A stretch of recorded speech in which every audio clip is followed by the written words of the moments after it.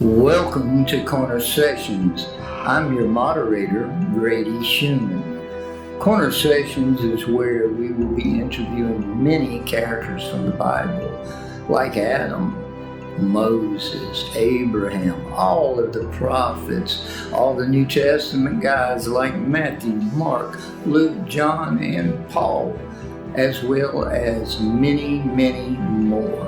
Today's very special guest is Jonah. You probably know Jonah as the guy who got swallowed by a big old fish. Jonah, we're so excited to have you with us here today. And we want to thank you for taking the time out of your very busy schedule. Jonah, I must say, you're really looking good for an old guy like yourself, and especially being swallowed by a big old fish. So Jonah, if you don't mind, tell us your story and let us have it, man. It's great to be with you. Thanks for having me here on the Corner Session series. And I never tire from telling this story, even after all these years. So anyway, I'll just get right into it. We were sailing to Tarshish, which is, by the way, not where God had asked me to go. As we were sailing to Tarshish, a big storm came up, and it appeared as if that was it, right? It was just like one of those kinds of once-in-a-lifetime storms. And all of these, like, one-eyed, one-legged, bandana-wearing crew that were on this boat, they had to find somebody to blame, right? And I was elected because of my God, basically, which, actually they were right about. Because, first of all, only the one true God could have made that storm that came up in that moment. It was just ridiculous. And then somehow I knew that he had done that because of me. See, because I wasn't actually supposed to be on a boat to Tarshish. I was supposed to be on a boat to Nineveh. That's where God had told me to go. So I kind of knew that this storm was because of me. And so I went ahead and volunteered to make it right.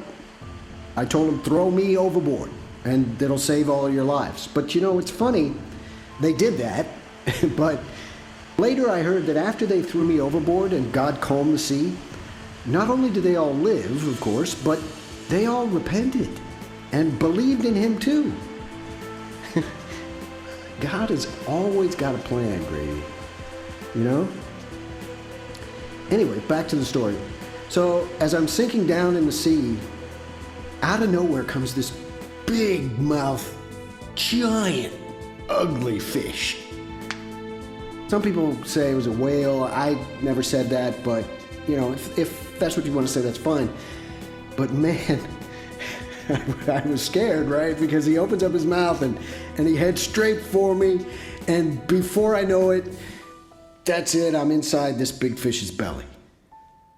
So, what's my first thought?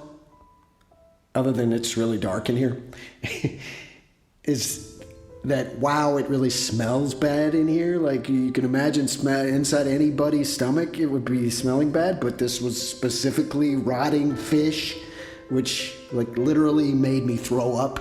It did. And then, so I'm in there for I don't know how long, of course, and it just pretty much given up hope. All I need to do was to keep reciting some psalms that I'd heard as a kid, and pray that God would have mercy on me for my disobedience. I think I remembered reciting Psalm 116, Psalm 138, maybe 42, I think.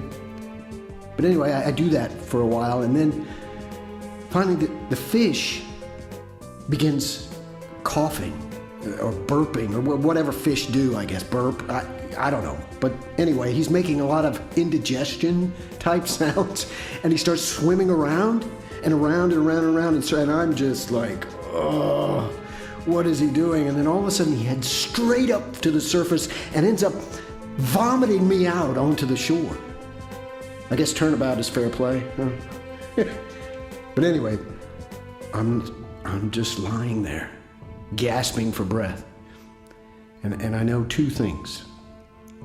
One, God had heard both my prayers and his psalms recited back to him, and he decided to rescue me. And the second thing was, he still had a plan for me.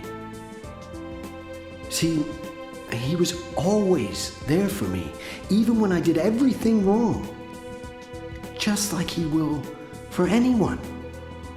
All I can say is, trust him and stay in his word, and you will be amazed by his grace and love for you. That's it, Grady, man.